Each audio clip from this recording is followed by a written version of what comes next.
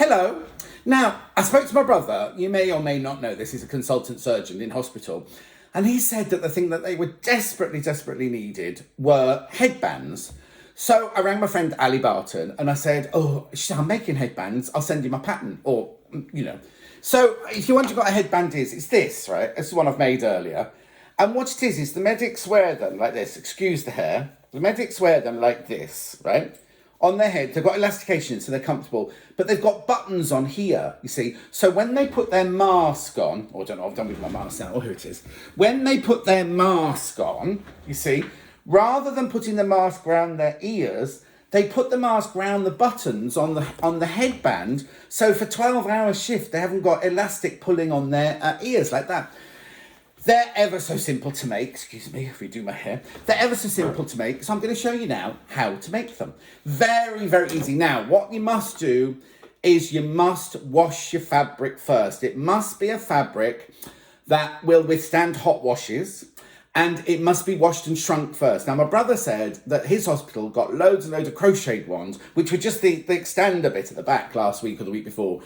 And he said the nurses loved them. They thought they were brilliant. Then they put them in the hot wash. And of course, and they were ruined. So you've got to make sure it's a fabric that you can wash. I've used 100% cotton.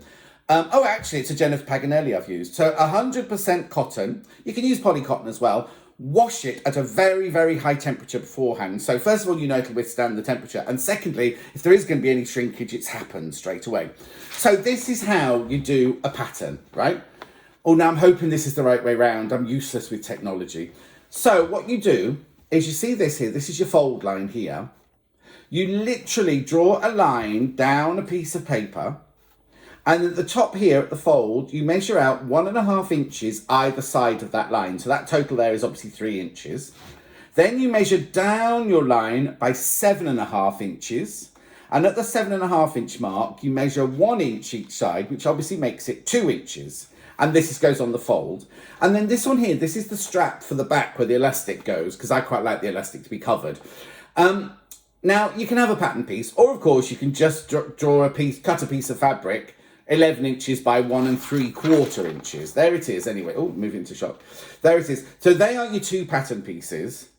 These include seam allowance. You don't need to add seam allowance to it. So what you end up with, one like this with fold written across there, and you end up with one like this, which also has fold written across the top, but it doesn't really matter. You cut them both on the fold. So when you cut them out, you end up with 2 of these and 2 of just the plain straightforward strips. I've already sewn mine up, so I'll show them in a minute. So let's start with the main body of the thing, right? So you've got your 2 pieces here of your front and your back. There you go, right? Now what you need to do is you just need to press the end over by 1/4 inch, 3/8 of an inch. Just fold it over with the iron. Just fold it over gently like that. You'll see why now. So you do that on all 4 edges. Then you put your fabrics right sides together. I need my glasses for this. Right sides together, like that. And you literally just sew all the way down there and all the way around there. I'll show you. I'll just do one because I know time is of the essence with these things. Remember, reverse at the end. Nice solid end there. So you're literally just stitching right down both long sides, not across the ends, just down the long sides, right? Jane Alcock going mad at me going so fast. Right, and then down the other side.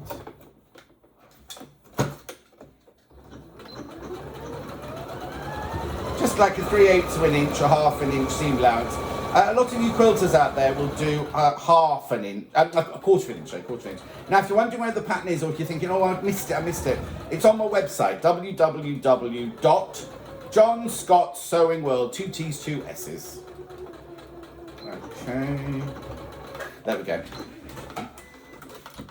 Okay, so that's what you've done. You've stitched down the ends there. You see your ends are turned in. Then you turn it through. Now, I'm not going to spend time turning it through because I've got one here, like Blue Peter. Already done. So you turn it through, and there's your main head panel, you see.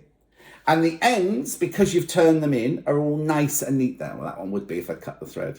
All nice and neat, right? Now for the elastication bit, what you do is you take your two pieces, 11 by 1¾ inches, and you stitch down both sides. Can't get used to my left or my right. You stitch down both sides of the tube, not across the ends. Now, you'll be wondering what this is, right? This is just a random piece of ribbon, which I stitched to one of the pieces of fabric. You see there? It's not part of the integral design, but it's just, you haven't got a turny through tool, which I now have, but I didn't when I first did this. You literally put a ribbon on with a safety pin at the end. You pull it through your tube to the other side, and then literally, oops. Of course, it's not going to work now, is it? Here we go. Oh no, it's come off. You literally pull it through, right? And you'll end up with one of these. You'll end up with a little strap like that. And what I've done is I've top stitched right on the edge down both sides of there, right? So then you get, oh no, I needed that. Then you get your elastic, right? So this is your 6 inches of elastic. It's 3/4 inches wide, 6 inches in length. And you literally place it through the inside of the tube that you've just made, keeping the elastic as flat. Well, it has to stay flat. You keep it flat. Now, you pull it through, but what happens is you mustn't let this end shoot through to the other end. So watch you do this. And when it gets to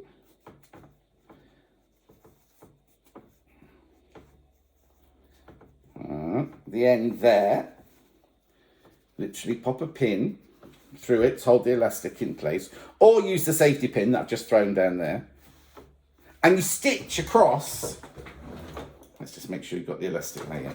You stitch across through the whole thing,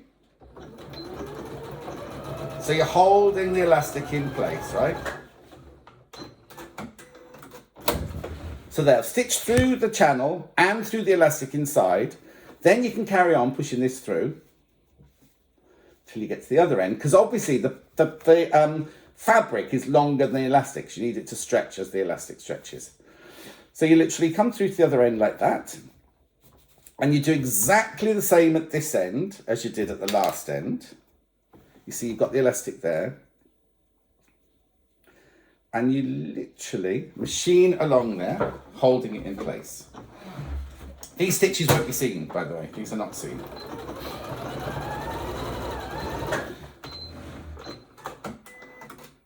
Okay, so you've now made your back strap.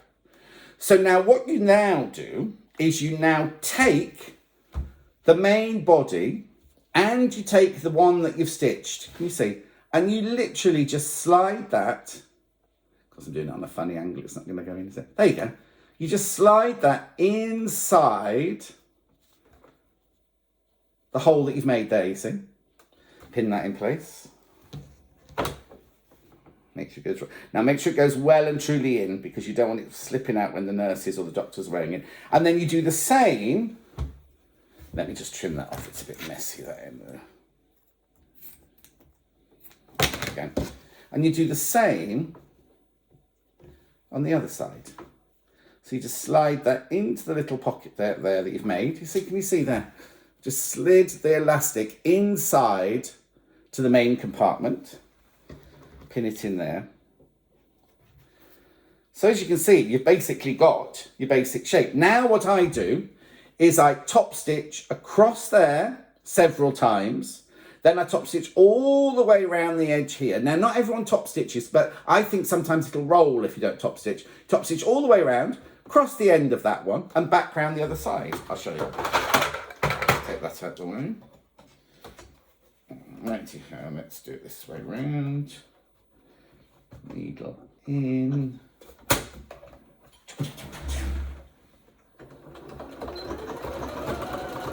So I'm going across the elastic. Now what I do in real life is I go backwards and forwards a few times. I've gone about this in a bit of a cack-handed way, but never mind. Here we go. So then I just top stitch all the way around the edge, along the top edge.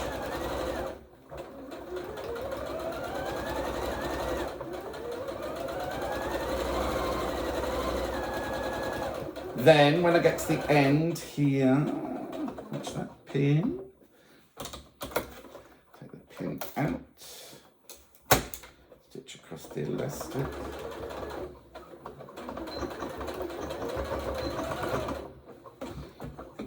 There we go. And then top stitch all the way down here.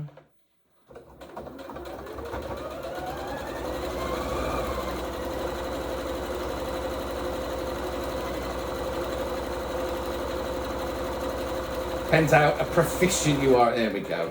I was going to say, take your time if you're not too proficient at doing it.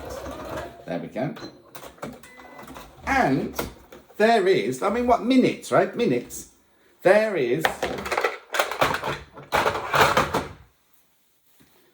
your basic headband, right? Then what you need to do is you need to get 2 buttons. Now, they mustn't be wood.